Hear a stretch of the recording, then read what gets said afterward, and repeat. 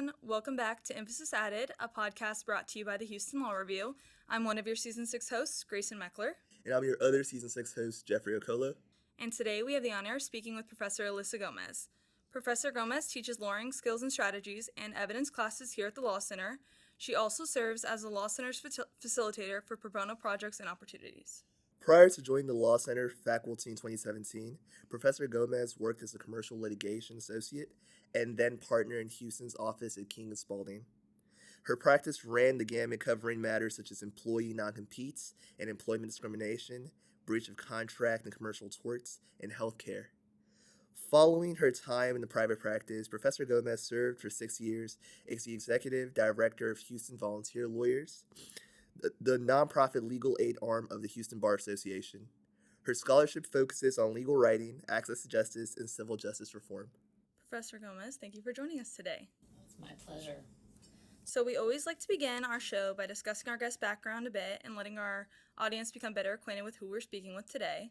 So with that being said, tell us a little bit about yourself. All right. So I grew up here in Houston and went to the University of Texas for undergrad and law school.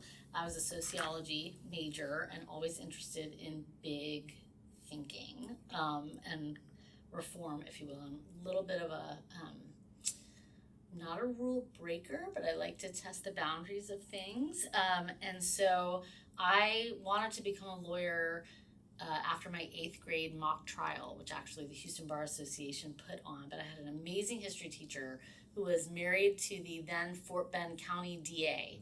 And she spent our 8th grade history year teaching us about the Constitution, and we did a mock trial, and I was chosen to be a prosecutor, and I kind of had the bug from then forward.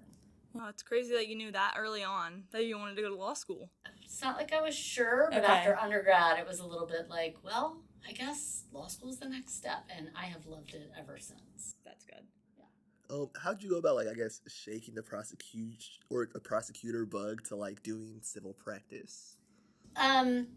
I was a criminology, concentration as a sociology major, and I was really interested in, how the system answers society's questions more than the actual criminal practice itself, if that makes sense. And then once I got to law school, I don't know if you found this to be the case, but the subjects you study in law school, they're not what they sound like. So you go in one year thinking, oh, contracts is going to be so boring. But I loved it, right? So I just learned things about myself and what I was drawn to, and it turned out I was much more drawn to the civil side of things. Good. Yeah, no, that makes sense. That has kind of been in line with my experience in law school as well. It's the classes' names, you can't really judge them by their names. You gotta, dive into the subject matter, and you will surprise yourself every time. Yep, exactly. And I think you find sometimes that the classes you're like, I'm not gonna like this. You do like it, like you're saying about contracts. Yeah, I was really into estate tax. I mean, I never practiced it, but things that, I don't know, I've always loved school, which is why I like being a professor. Yeah, that makes sense. Okay, so now talking a little bit about your career path, you started off in commercial litigation, then you moved into legal aid, and now you're a teacher. Or a professor. So how did this career path come about? My husband and I joke that we get a career change every 10 years or so. I think when you're a really curious person, that doing things for a while, as soon as it starts to get even the least bit routine, I'm like, what's next? And so I'm not sure that's what happened, but I loved practicing at King and Spalding. It was a tremendous experience. I had great colleagues. I had a lot of what we call stand-up time. I was in the courtroom a lot and learned how to write, really learned how to write through that. And I really loved it and had no imminent plans of leaving. And then immediately after a big trial, I went to lunch with our co-counsel, this gentleman who was a mentor to me from a long time, who's older than me, and we were just catching up, and he said, I'm on the board at Houston Volunteer Lawyers, I'm the chair this year, and our executive director is about to resign. He just put in his 2 weeks notice. And I said, what if I was interested? And he said, that would be insane. So, I was a partner at a big law firm, but I'd been a partner for 9 months or something. And he was like, why would you do that? And I was like, well, I wanted to do legal aid in law school, and now like I've already made partner. Like, let's do something else. And he said, are you sure? And I was like, sure. So I sent him my resume, and I went through the interview process, and I somehow wound up directing HVL, which was another wonderful step and very, very different from practice. And then I spent 6 years there, learning a lot about what we call poverty law, which I had always been really interested in. I'd done a lot of pro bono work in private practice, and working on the operations of legal aid. So I wasn't a lawyer, right? I was the director of the organizations. It was a very different role and a lot of learning to be had. And then again, I went to a Houston Young Lawyers Association luncheon. I was sitting next to someone, and a law professor was speaking, and this other attorney from Fulbright said, you should be a law professor. And I said, that's really funny, because I didn't clerk for a court after law school, and I thought that path was like dead to me without that. And I went back to my office and I Googled law professor jobs Houston. And literally there were 3 retirements in our lawyering skills and strategies department. I now know that. And there were 3 retirements, and I got a slot, and I'm never leaving this job. No, you don't think I you'll... absolutely love this job. This is the perfect mix, I think, of law and learning, and I'm never ever bored, and students are the best part. And so get a fresh group every year and learn from my colleagues a lot, and this is a very sweet position to be in. And it's nice too that you're located in Houston, which I'm assuming you want to stay here. Yes. So that works out perfectly. We complain a lot about the weather. I know. But I'm stuck. This is family. This is home. Yeah. Well, what's it called? You stated earlier about like how you learned a little bit more about poverty law. I'm kind of interested in that. What is poverty law? Could you explain that to... Yeah, there's even a poverty law conference that the State Bar puts on every summer, and that's what it's called. And what it really means is, what are the legal issues that face low-income people in our state and really around the country? So every state has its version of this. And it would be things that, frankly, don't make lawyers any money, and so lawyers don't do that for a living. And so it will be things like, well, lawyers do a lot of family law for a living, but if you can't afford one, you still need those services very often. Divorce, child custody, guardianships over disabled members of your family as they're becoming the age of majority, landlord-tenant law, which very few lawyers, practice for money. There's really not a lot there. And even like deceptive trade practices, claims, consumer problems, bankruptcy, it runs the gamut. And also I should mention doing wills and end-of-life planning, which all people need, even if you don't own vast amounts of property. It's helpful for having people feel settled, and also can help the family know what to do and the wishes of the person who dies. And so there's a lot of different areas of law, but it's mostly what legal aid lawyers do, because the private bar just doesn't turn enough of a profit for people to help folks, not to mention so many people just couldn't afford it, even if you lowered your rates way down. Yeah. So just to backtrack us a little bit, I'm curious, what did your pro bono practice look like when you worked at King Spalding? That was a really great part about the firm, and I think this is true at most firms, is that I was allowed to do anything as long as it didn't pose a conflict with the firm's work. And so I used pro bono in practice to learn skills that I couldn't get at the law firm. That's how it started. And then I kind of got hooked because it was the most meaningful work, and I was very autonomous, right? I would handle my own case from start to finish, which is something that when you're a young lawyer, you may not get to do very often. And so I did family law, I did divorces and child custody cases. Spanish was my other major in college, so I tried to take cases in Spanish to help people because there are not as many Spanish-speaking lawyers. It wasn't perfect, but it was good enough, and I was pushing myself to practice my Spanish and help people who are even lower on the rung, really, in terms of access. And so I did family law. I did some property disputes, like literally someone put a fence up and blocked the neighbor's driveway, and she couldn't get out of the driveway at all because they were having a dispute. And we had to go to court and get the fence taken down, Oh my like God. random things. Mm-hmm. But then I did a lot of immigration work as a pro bono lawyer, and so I got to see a lot of things that I didn't practice. Yeah. During my last summer, I got to do a pro bono or work on a pro bono case that was related to immigration. And I was like, how am I going to do this when I know nothing about immigration law? But it's such meaningful work because you're working with the client directly.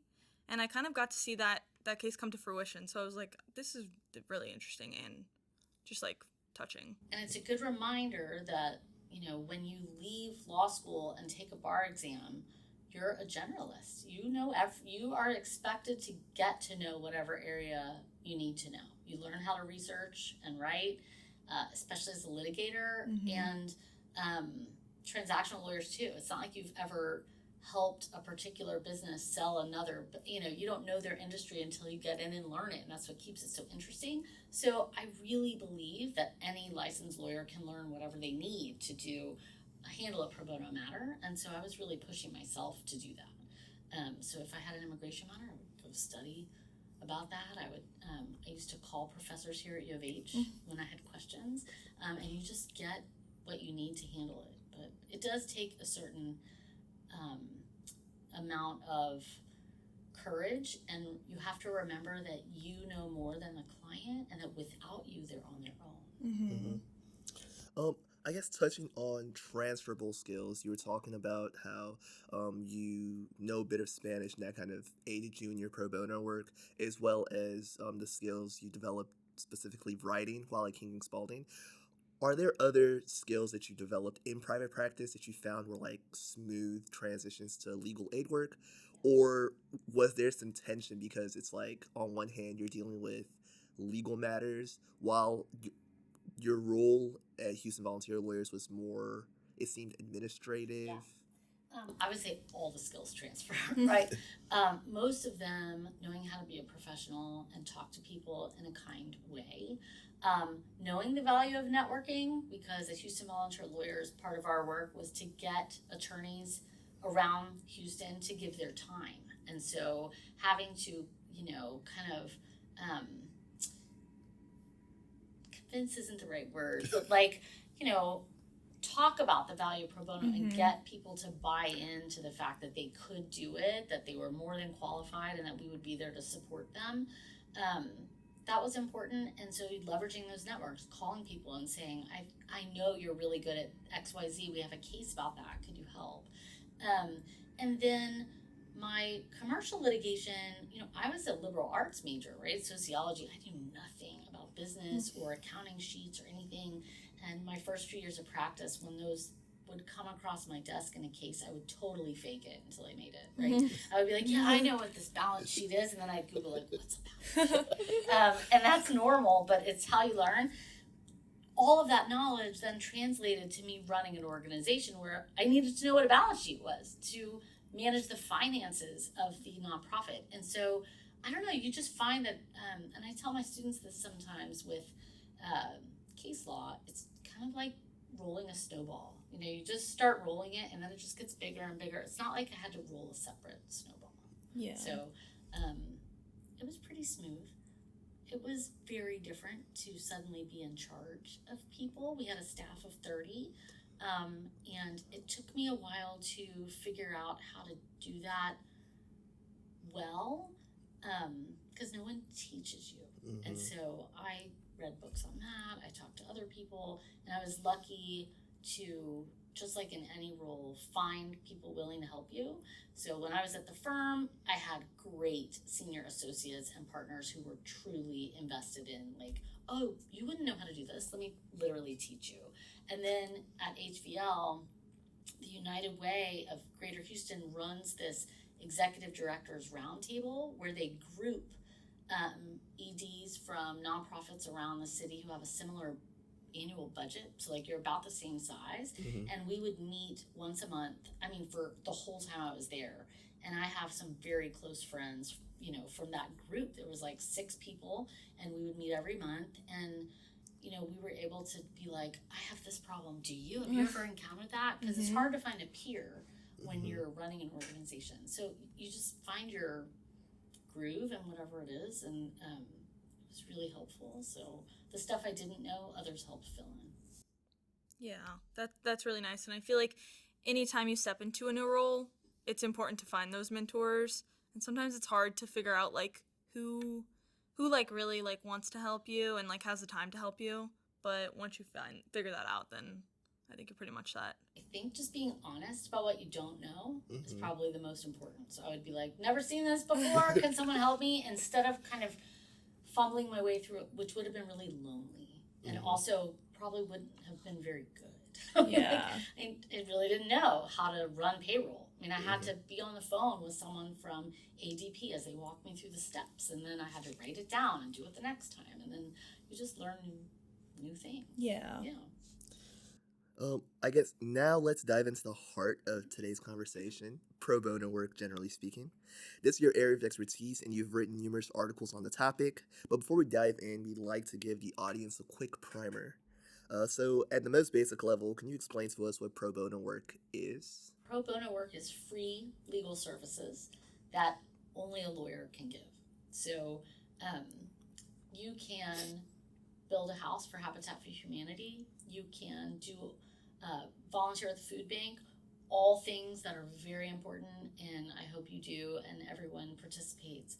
But lawyers have a special role. No one else can give pro bono legal services except a lawyer. And law students help as well. But pro bono work, technically, you never expect anything in return. So it's not that you did work for a client and they didn't pay your bill. That's not pro bono work. You have to go into it knowing you're giving. So how does pro bono work fit in with the traditional legal system? All lawyers are pretty much expected by way of professionalism to give some of their time. And so like Texas has a recommended 50 hours of pro bono work every year for every licensed Texas lawyer. Other states have a requirement. New York has a mandatory of, I think it's 50 hours, and New Jersey also, and so does Mississippi. Like there are a couple of, jurisdictions that mandate it. Most highly recommend it and see it as a badge of honor for carrying forth the tradition of bringing justice to the community, not just for your own good, but for everyone's. Did like King and Spalding, or do most private practices have like a requirement for their lawyers? Not a requirement, Okay. but and different firms handle this different ways. I don't know what King and Spalding's current practice is because I haven't been there now since 2011. But when I left, the way it was, you got to use 50 of your pro bono hours towards your bonus. So it was at least like included in something that was encouraged, right? So it wouldn't take away from your paying work. Other firms have unlimited pro bono hours that go towards their bonus. And there are other firms who won't give you any kind of compensation for pro bono work because it's supposed to be pro bono work. And so there's no perfect way, but every firm comes at it in a different way. I think it's largely seen as important work that can help grow you as a lawyer, can help the goodwill of a law firm in the community. And so it's always been a part of traditional practice.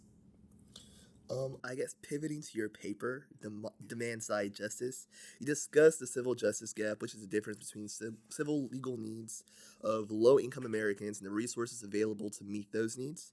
What are the biggest drivers of this civil justice gap? So the biggest driver is that you don't get a lawyer appointed to you in court for a civil matter if you can't pay.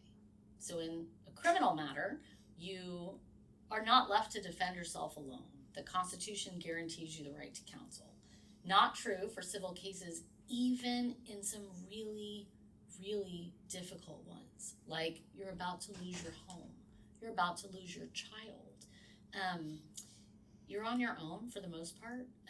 Most states, and there is some federal precedent, allow you to request and can sometimes get appointed a lawyer for example, if your parental rights are about to be terminated.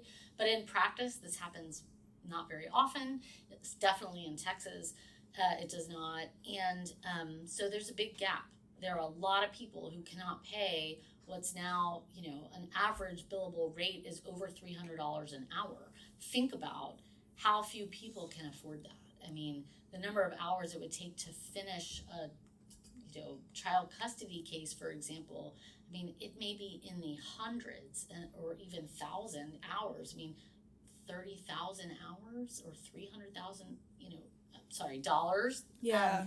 Is just astronomical, and it's a lot of people's whole income or half of their income.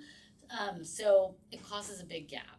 And in Texas, we know that at least 1 in 5 people who seek legal services get it. So there's a huge gap in not only who should be getting it, but then who actually gets it. Because it's just the resource is scarce. There aren't as many lawyers as there are Texans who need them.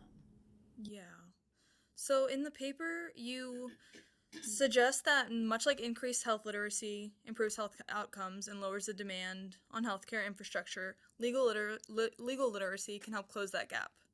How do you define legal literacy, and what are some approaches in increasing legal literacy? So legal literacy to me is being able to understand the basics of the system that is working to drive your life in the US. So, for example, in health, if you had never learned about your cardiovascular system or the nutrition pyramid, right? We learn these things in school or even on the back of a cereal box. And so you have some working knowledge that if you go to a doctor and have an emergency and they tell you you need a medication because of this, you understand what's happening. Not so in the legal system. So many people do not understand or have a misconception of how it actually works. And there are a lot of disappointed clients in the world who can't believe that, they can't get their justice tomorrow or come up with a cause of action that perhaps we don't even recognize. We're not taught. I don't know about you, but I didn't know any of this stuff until I got to law school. And I had been to college. So if most people finish high school and don't go to college, the idea that they would be able to represent themselves in court, much less just understand that, for example, if they have a home, they need to leave it to someone before they die. Or if they get in a dispute with they buy a lemon car, like, what are my rights? Or they sign a lease for an apartment, which most everyone does at some point in their life. What do I do if the landlord locks me out? Can they do that? Just understanding your rights. To me, that basic legal literacy would prevent a lot of problems. And I came to that idea from being at Houston Volunteer Lawyers, where we would have in-person intake clinics every Saturday and often during the week at different places. But on Saturdays, 200-300 people would line up every Saturday morning to come sit across from a lawyer and ask a question. And if possible, apply for services and then get represented. But, 60-70% of the questions we could just answer across the table. And I thought, God, they can't find this information. No one taught them. They come in so worried about their world collapsing because they have no idea what the system is that they're up against.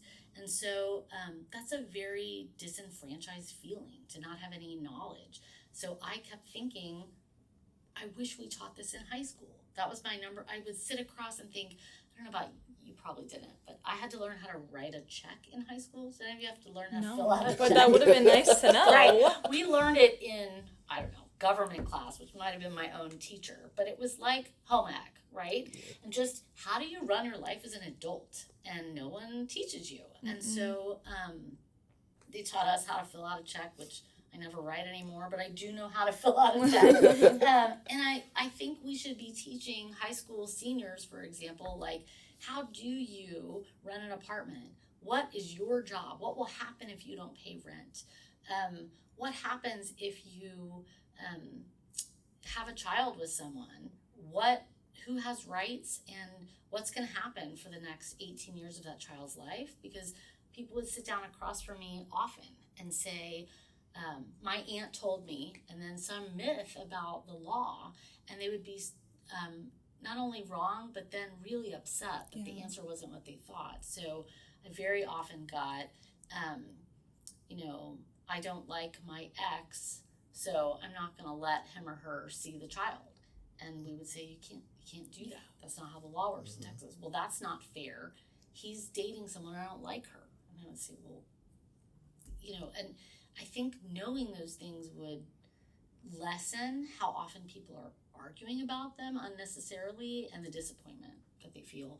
And then maybe they don't have to come across the justice system at all. They could just solve things because people kind of know what the lay of the land is. I know it's very optimistic, but I felt like it could decrease the number of those kind of questions where people had to line up and come because they couldn't find the information.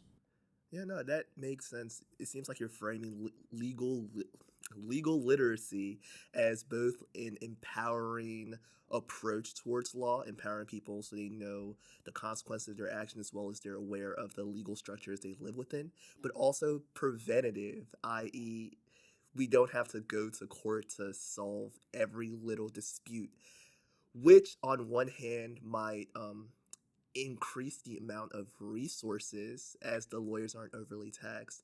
But on the other hand, it has me thinking people might become more aware of legal problems and then flock to those legal services. So that kind of goes to my next question. When you talk about legal resources available to meet the needs of pro bono clients, what are those resources? Is it just the amount of lawyers available to perform legal services? Or I guess from the Houston Volunteer Lawyers perspective, does it take into consideration things like administrative overhead, non-legal volunteers, things of that nature? I would say that really spans a lot of things. Decades ago, I think lawyers thought pro bono lawyers alone would be able to fill the need, like 1960s. Like if lawyers just step up, we'll be good. And the math works like that to this day. If every lawyer in the United States gave 50, 100 hours of pro bono legal services, which they don't, but if everyone did their part, we would be able to handle quite a bit of the demand. But the reality is that that's just not going to happen. I mean, when I started at HVL, I was like, we're going to get every lawyer in Harris County to donate, 50 hours a year, and we will not have a waiting list. And my math was right, but the reality is not that, because lawyers are in different areas of practice. They have different things going on in their life, and it just doesn't work like that. But so I used to think that, and kind of the profession used to think that. And then there's been a shift in the last few decades of really giving a more fulsome menu of ideas to help people who can't get access to lawyers. And this is similar to medicine too, in that, you don't run to the ER every time you have a sore throat. You could go to a doctor at a clinic, to a PA, to a nurse practitioner. You could go to an urgent care facility. There's kind of tiers, whereas lawyers don't really have tiers. Like, we have law firms, we have solo practitioners who do the same exact thing as big law firms. There's really not a lot in between because our rules prohibit us from non-lawyers giving legal advice. And so there have been some really creative ways to work within that across the country, Texas included. Most important are self-help material. There is now, in Texas and many states, but ours is particularly good, is the texaslawhelp.org. Have you guys ever been on that site? No. It's for the public, and it's maintained by the Texas Access to Justice Commission, the state bar. Make sure that there are resources there. And all the legal aid agencies in Texas take turns and take a part of keeping it up to date. But it is a tremendous resource where you can send any family member who says, I have a concern about an older family member. What do I do if I'm worried that they may need a guardianship? They're starting dementia. It has all these wonderful tools and walkthroughs and frequently asked questions, forms, things that you could do yourself without needing to go to the ER. It's really good. And so self-help is important because that's the reality that we live in. So if even everyone went to legal aid, if only 1 of 5 could get help, the other 4 needs something. And so we've been able to create a really good set of not only self-help resources like that and Texas Law Help now also has like an online chat, and the Houston Bar Association and others have legal lines where you can call in and ask questions. And so these are kind of the idea of tiering these things where you're not getting full representation of a lawyer. Texas also, and many other states, have Supreme Court approved forms for pro se individuals to use. And so if you are handling your own no property, no kids divorce, for example, you can get the pro se approved form, fill it out, and the court will know that it's good, it's acceptable, and if you follow the instructions, you should be able to handle it yourself. It's not to say it wouldn't be better if a lawyer did it for you, it would be, but sometimes that's the best option people have. In addition, they've changed the conflict of interest rules when it comes to pro bono service, so that you can help more and more people without having to run enormous conflict checks that are very unlikely to be a problem, because in a lot of cases, if you represent corporations most of the time, then representing individuals likely will not pose a conflict. But lawyers have long been worried about going to intake clinics and not knowing they have a conflict with the person they're sitting across from. So you may sit and talk to a wife at a clinic and then go back to your private practice, and it turns out you're representing the husband. Mm-hmm. You just didn't figure that out yet. And so they've changed rules like that to make it easier for lawyers to participate at varying levels. And I would say those are the resources we have.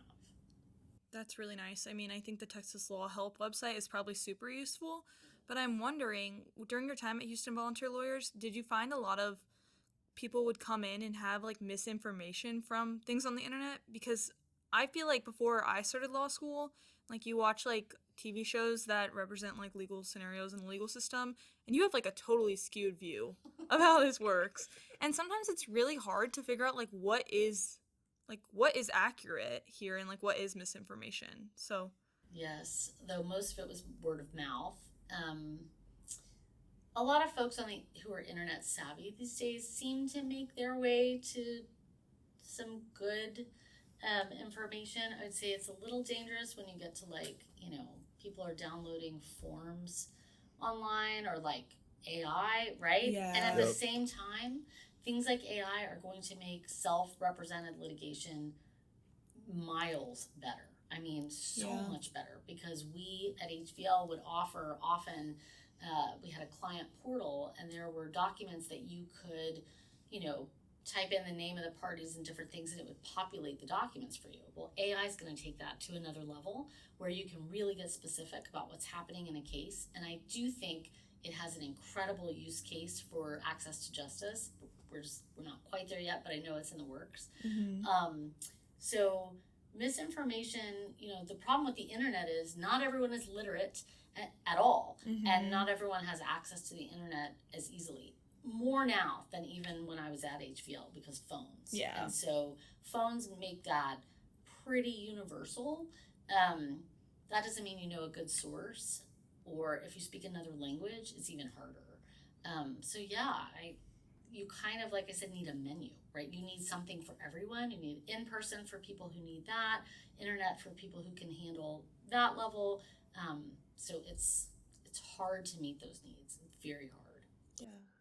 I know you're talking about the limitations of like people having access to things like internet or being literate enough to like read the resources that are out there. My question is, what roles do things like physical community workshop play in like increasing legal literacy? Like, unfortunately, people didn't have classes like Law 101 in high school, but can community kind of step up and kind of act as a gap filler for the community right now? Yeah, so the legal aid organizations all around the state already do that. Most put on Know Your Rights workshops in their areas of expertise. So we used to do a Know Your Rights workshop at HVL at apartment complexes sometimes, where the landlord would let us and welcomed it because it lessened the disputes. Everyone was working under the same rule book. And so we would send a staff attorney there to meet with everyone who had questions, sort of like a town hall, give a little information, take questions, and it's very, very helpful. In the immigration space, that happens all the time too. where there are different Know Your Rights information that is constantly being given in person, in different, churches, community centers, etc., about different topics. And it can be anything from knowing your rights as an undocumented person to how do I become a naturalized U.S. citizen. So that is happening. The harder part, although they're very well attended, is constantly getting people to know that those exist and who's trustworthy. So it's just an information battle that all the nonprofits work on a lot. Houston, this may be a little off topic, but Houston, when I was at HVL, I was on the advisory board that started the Houston Immigration Legal Services Collaborative, HILSC, which recognized incredibly the Houston Endowment and the Simmons Foundation, who are a private philanthropy here in Houston, recognized that there was a lot of work going on in different immigration nonprofits around the city, and that maybe they were duplicating efforts or competing for scarce resources, and it would make more sense to be under an umbrella, sort of. And so we started this collaborative, and it has many members. Every legal aid provider in Houston that does immigration, the credit unions that will help immigrants, there was Memorial Assistance Ministries and others that provide clothing and shelter. And so everyone became part of the collaborative, so that there was information sharing, and the idea was to help get around some of what you're talking about, like how do you find out, whatever. So now there's like a HoustonImmigration.org website, there's a phone number, there's a hotline, and they can direct you to an organization that can fill your particular need. And we've always wanted to do that in the civil justice space too, but that's a harder nut to crack. Yeah. So now we've talked about pro bono from a more macro level, but we want to kind of narrow in on it. And you've kind of talked about this a little bit, but whenever you started as the director of HVL, you were like, oh, we can just get everyone to start doing pro bono work, but it wasn't as easy as you might have thought. So how can young lawyers navigate balancing doing pro bono work and their schedule at their firms? So I will say from personal experience, number one, it's doable. When you are just starting out, you don't have much say over your caseload or workload anyway, right? People are just giving you work. And it's very infrequent that you say, you know what, I can't do that one. I'm too busy. And so pro bono work is like that. It's just one more. And I know, not only from doing it myself, but working with young lawyers who are interested in doing pro bono through HVL or otherwise, that you can do it if you want to. The truth is, most pro bono matters, I think the average, last I checked, wrap up in 16 billable hours. That's a really low number. It feels huge. Look, you have to go in with open eyes, but most organizations, if you work with any legal aid organization to get a pro bono matter, they're there to help you. And so you're really not alone. So your time is efficient because they have forms, resources, staff attorneys who can help you. It's different than helping your, neighbor on your own, where you would have to put in a lot of extra work, and that's fine. But I think going through an organization is the way I would recommend starting out, because you have guardrails, and it's they can help make your experience a little more streamlined, and then you realize it's not as daunting as you thought. Yeah.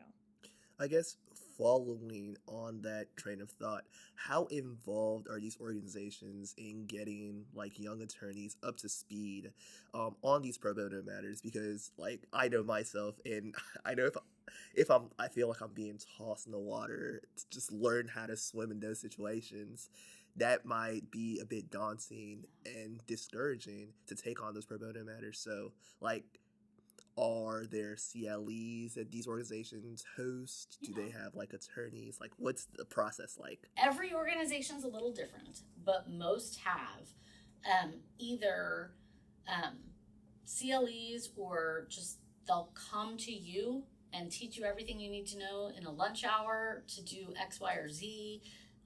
And then the staff attorneys who work there are your liaison to figuring everything out as you keep going. And so the great thing about pro bono is if you do a particular kind of case, just like in paying practice, once you've done one case like that, then you've learned it. The second time's easier, the third time's even easier, and by the fifth time, you don't really need the staff attorney. And so what they're doing, yes, the legal aid organizations reach out to the young lawyers all the time, because the best lawyer we could get is someone eager to learn, wanting to help, because that's why most people go to law school, and then training you to be an advocate and to be working with the organization for a very long time. And so it gets easier, just like anything else. And so I do think you're going to feel when you graduate like you are getting dropped in the water a little bit and you're going to have to swim. But everyone trusts that you can do that. And again, without that, the person on the other side, they know so much less than you, because you've been to law school, you've passed the bar, or you're in law school. And most people who need that help have not been to law school. So did you find during your time at HBL, or I guess in practice or even now, are there certain areas in Houston or Texas of pro bono work that we really need help in, like immigration or housing or maybe something else? All of those. Okay. I would say family law tends to be number one, because it affects so many people. It just does. There are lots of children involved in families who either divorced or were never married in the first place, and people need help, just setting forth what the ground rules will be. And so family law tends to be number one, mostly because there's not only a high volume, but lawyers who aren't family lawyers are afraid of it. Because it feels, and it is true, the stakes are high, that's someone's life, but that's true for every area. I think people are just a little more, in my experience, afraid of the family dynamics. I have found personally that that's an unfounded fear. Once you're in there, involved in a case, people are so grateful, and you're providing very important guidance. The family courts are very helpful because they know you're there to help. And so it's not as adversarial as it feels like it might be. Most of the time, legal aid agencies don't give volunteer lawyers who aren't family lawyers like really contentious cases. And so, you just kind of ease your way in, dip your toe in the water instead of throwing you in. But that tends to be the number one area. Immigration, absolutely, that too. And then housing. Housing is a big one. Okay. Yeah, that makes sense. I wouldn't have guessed family matters would be like a big one, but I guess that makes sense.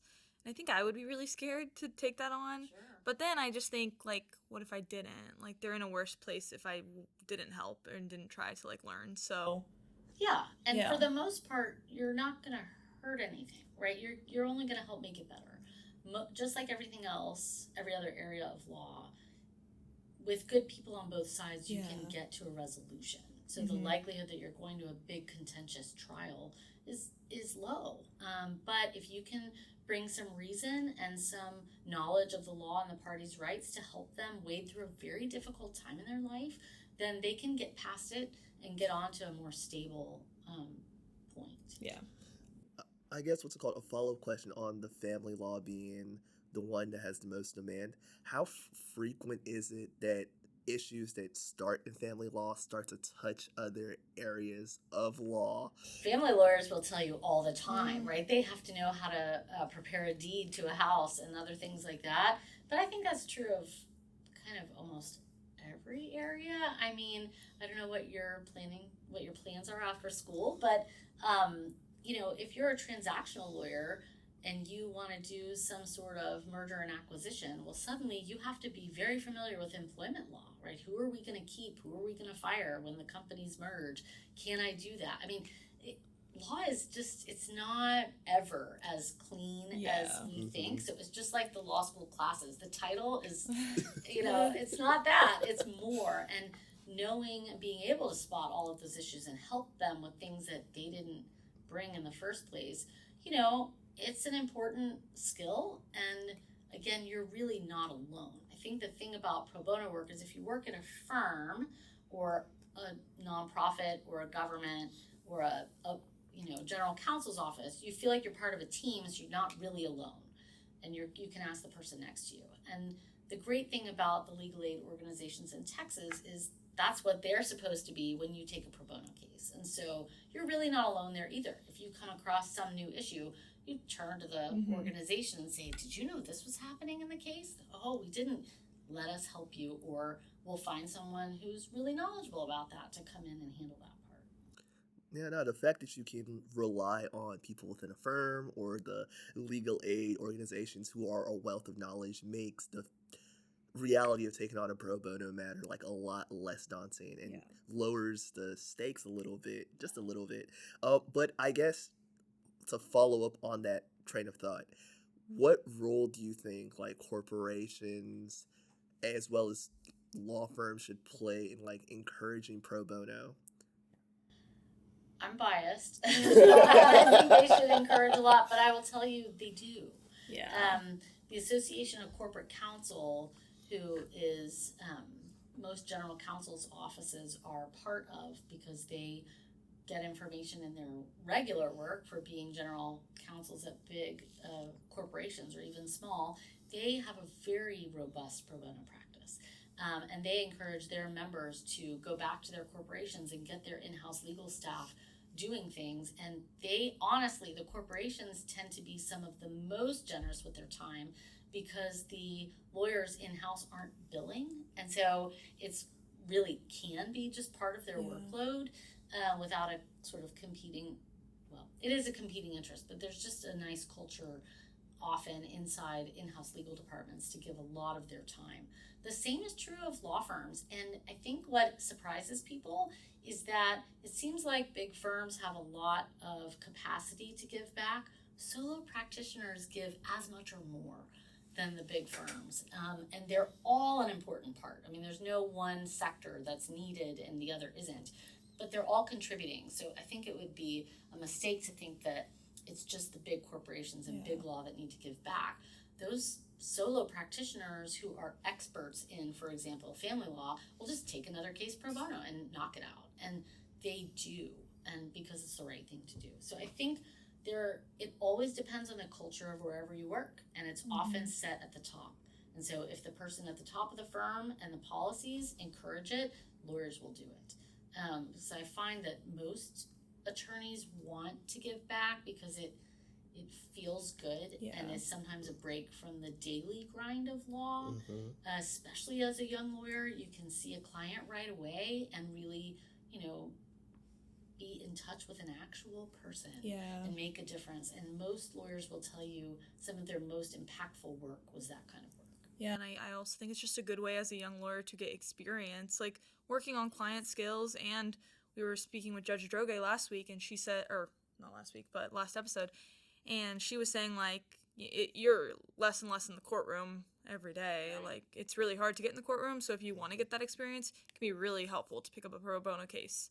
So that's another incentive for a young lawyer. There are a lot of great skills. I remember one of the first pro bono cases I took, I had to calendar my own deadlines, right? Like, I knew when things were due, but no one else was going to remind me. And so I learned skills that, of course, then I used on other matters, but they all translate. Yeah. So now we want to talk to you a little bit more about your role as the pro bono facilitator for the University of Houston Law Center. So you've brought several external pro bono opportunities to students, faculty, and staff, including Pro Bono Spring Break, Texas Free Legal Answer, and Pro Bono Pop-Up.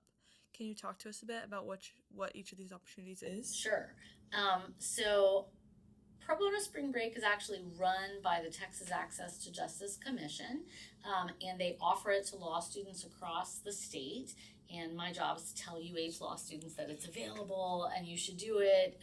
It's just 1 week during spring break, and you basically go kind of intern for the week at an organization of your choice. And it's a wonderful opportunity to get a taste of the legal aid world, both for your own potential profession, but also as another week of learning and networking, and you will no doubt come away really glad that you did that.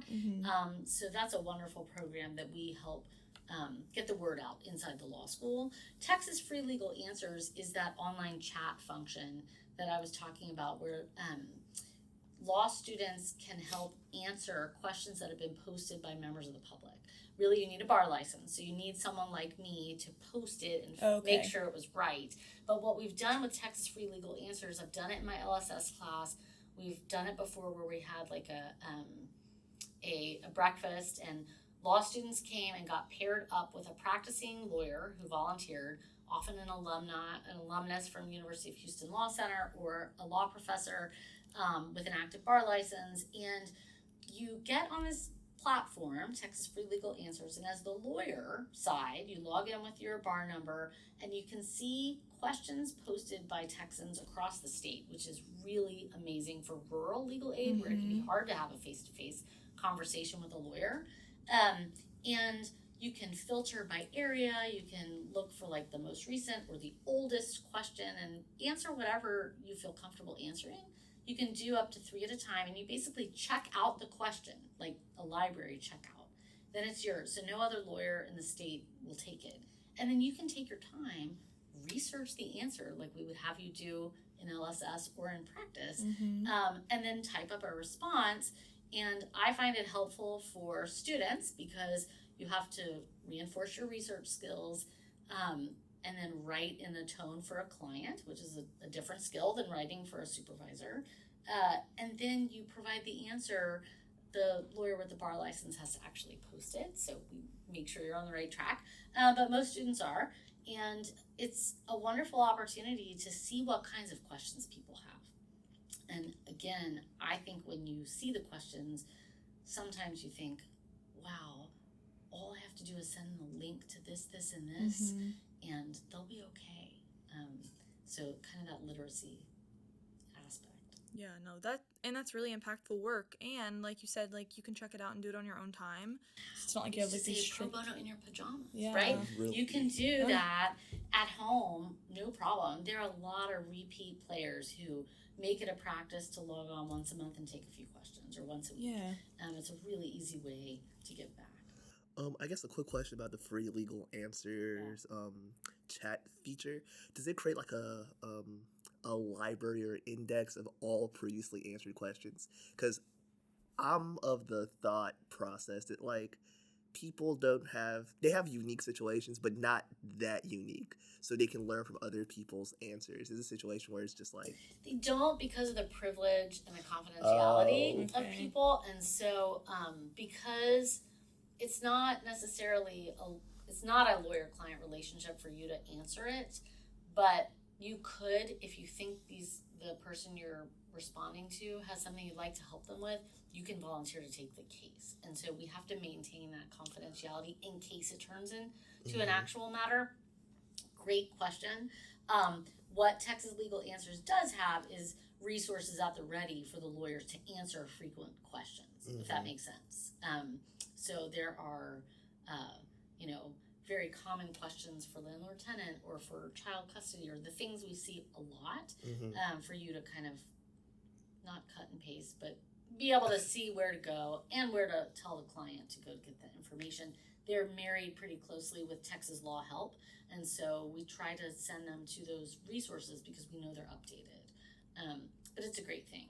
The Pro Bono pop-up is where during National Pro Bono Week, which in case you didn't know is the last week in October every year, it's a busy week because it's Halloween, but usually that week or the week before it is National Pro Bono Week, and I have in the past organized some of the providers here in Houston to come set up tables and let students come and meet with them and talk to them about ways that the students can volunteer or intern or extern with each organization, and they bring their flyers and information and usually some swag, and so you can come and find out more. And for example, if you want to do pro bono spring break, you could meet up with someone during the pop-up and then be like, oh, I really liked what they were doing. I didn't know that existed. I want to go give my time for a week.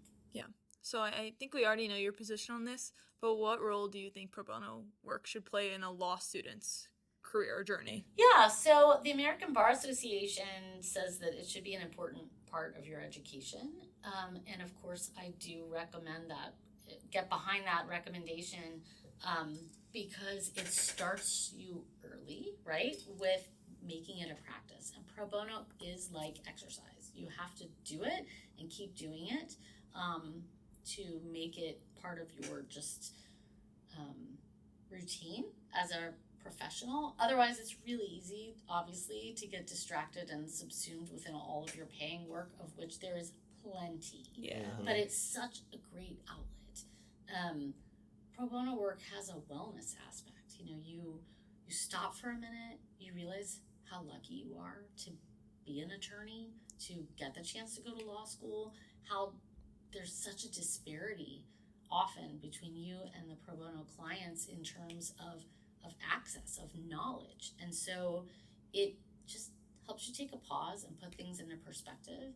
It often makes your other work feel less like an emergency. Yeah.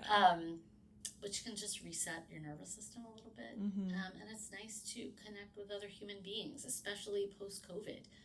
It's nice to sit across from someone and help them with a problem, which is what lawyers are here to do. Mm-hmm. And so I think as law students, the earlier you can get exposed to that, the more meaningful your educational experience is.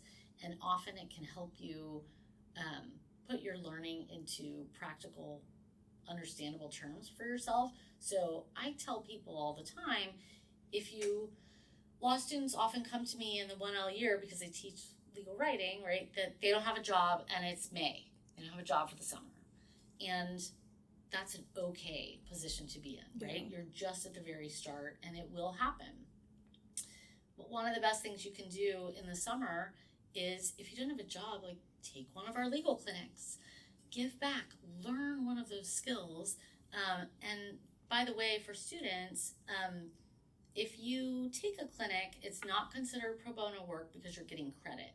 But as soon as your semester ends and your case isn't quite wrapped up, all the time you give after that, seeing it to the end, that counts as pro bono time. But in addition, once you've taken a clinic in a summer or any other semester, you know that work. And that often leads to people specializing in pro bono in the area they did their clinic in, no matter where they wind up for a full paid job. Yeah. Yeah. That's a really good point.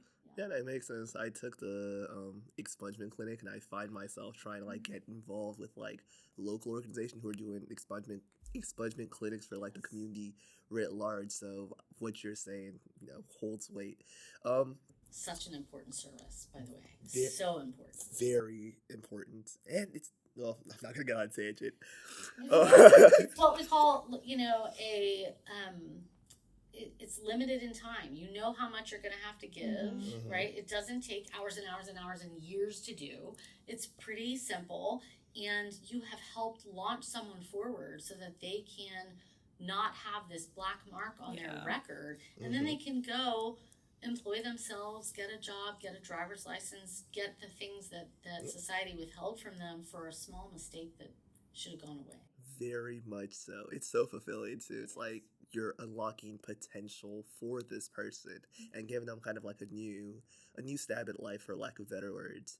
But in your role as a teacher, as well as a professor, as well as a pro bono facilitator, how do you go about integrating that culture of pro bono within your classrooms, if you do? So we do, I try to do Texas Legal Answers questions as a research exercise in the fall, right? Mm-hmm. So we research something that someone really asked, and I talk about it and give some of the statistics around the need for lawyers and pro bono help early on in the legal education.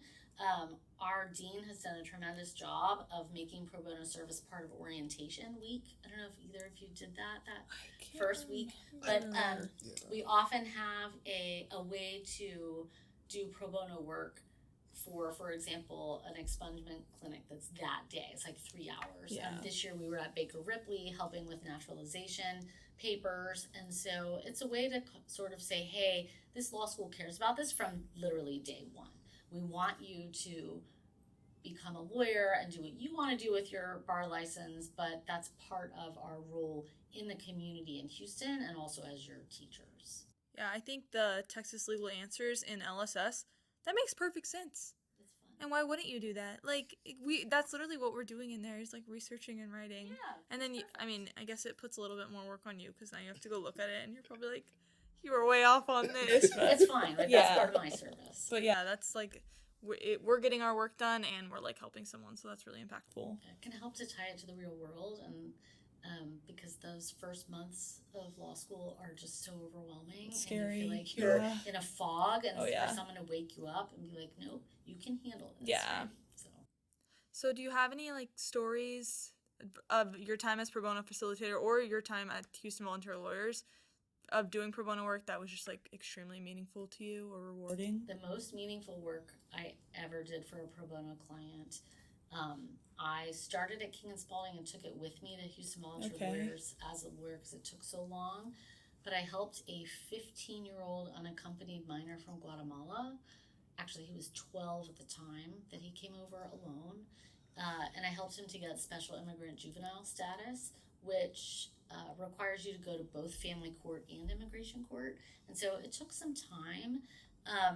The reason it was meaningful is I met with this young person so many times, and the first time I met him in immigration court, he was terrified. He's in court. He was 12 years old, and he had the piece of paper. I handed him a note to get out of school, an excuse note that I drafted because I thought, well, he's going to go back to school after this hearing, and I don't want him to get marked, unexcused. And he was holding it upside down because he didn't recognize any letters of any language that uses our alphabet, and Spanish does. So he was, not only illiterate, but didn't even have the orientation of the letters correct. Not his fault, but he'd been through a lot, and to be in court alone with that level, right? And by the end of our time together, he was 15, 16, he was completely fluent in English, hanging with all the teenagers in high school just like any other kid. And, he has legal status, and it changed his life and generations after it. Because with him becoming a legal permanent resident in the U.S. and him marrying and having children or whatever he chooses to do, it's a completely different reality. Yeah.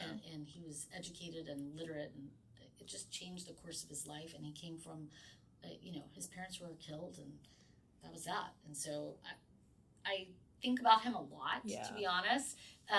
Not to say the other work wasn't meaningful, it was, but it's just helping a young child who was so vulnerable without an adult was just particularly impactful. Yeah, no, that's so heartwarming. Yeah, and the ripple effect of just the word, it's like, oh, it's legal work, and it seems like legal work. No, it is legal work, but it has such wide-reaching ripple effects on people's lives as well as the people they touch in the future. Yeah, he didn't. His case wasn't disputed, right? Everyone knew he had the right to become this, but we had to go through a lot of hoops. And I often think how easy it was for me to fill out forms, to go to court and say he meets these criteria, and them to stamp it, and that was that.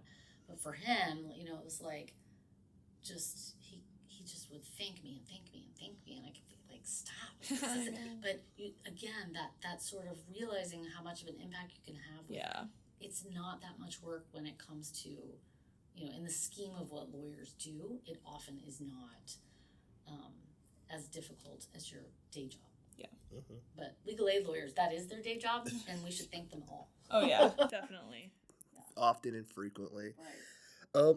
I guess to round it off, how can law students learn about these pro bono opportunities, get involved, and kind of stay plugged in? Yeah. I would say the clinics at this law school, of which we have like 13, are an incredible way to get started, and we are connected pretty closely, pro bono in the clinics, just because that's the work they do, right? They're helping low-income clients who can't afford a lawyer and teaching students in the interim, but that's certainly a way to get plugged into the access to justice community, and then come to me. We also have a website here at UH, and it's law.uh.edu/pro bono. And if you log in with your CougarNet credentials, you can see current opportunities. on the front of that page is information about what counts as pro bono in Texas, how to become a member of the Texas State Bar College, which is if you've done a certain number of pro bono hours each year of your law school career, and then afterwards. It's not like it's over, but there's a special law school category, and just lots of general information about what counts and resources you can use. It's hard to make enough time, both on my part and the students' part, to do as much pro bono as I wish we could. But every conversation like this is a reminder and a way to kickstart that energy again. And then you tell people, and I go back to my office and say, "Oh yeah, let me make sure all those opportunities are updated." And so it's just important to keep things top of mind, and then it gets done. Finals time is particularly hard, right? Because everyone's got their nose in a book, so we try to front load things sometimes, but there are a lot of summer opportunities coming up, so I encourage you to check it out. Well, Professor Gomez, thank you so much for joining us on this episode. I think it was great. It was really impactful, and obviously it'll help us spread the word a lot to law students here. So do you have anything else that you'd like to share, whether it's advice for law students or something about pro bono work? I think the thing I learned most working in legal aid was that you have to keep your heart in the mission. And the mission of our law school is to educate the next generation of lawyers, and giving back should be a central part of that. Our law school definitely believes that. And then I hope that folks do that in their practice too, is when things feel out of control or overwhelming. Law's a hard profession. It's hard. And sometimes stopping to just, again, pause and consider the mission, why you are doing this in the first place, can really help to get you back on the right track. All right. Well, thank you so much for, making out time to talk with us and keeping the momentum around pro bono rolling. That's the word. Okay, perfect.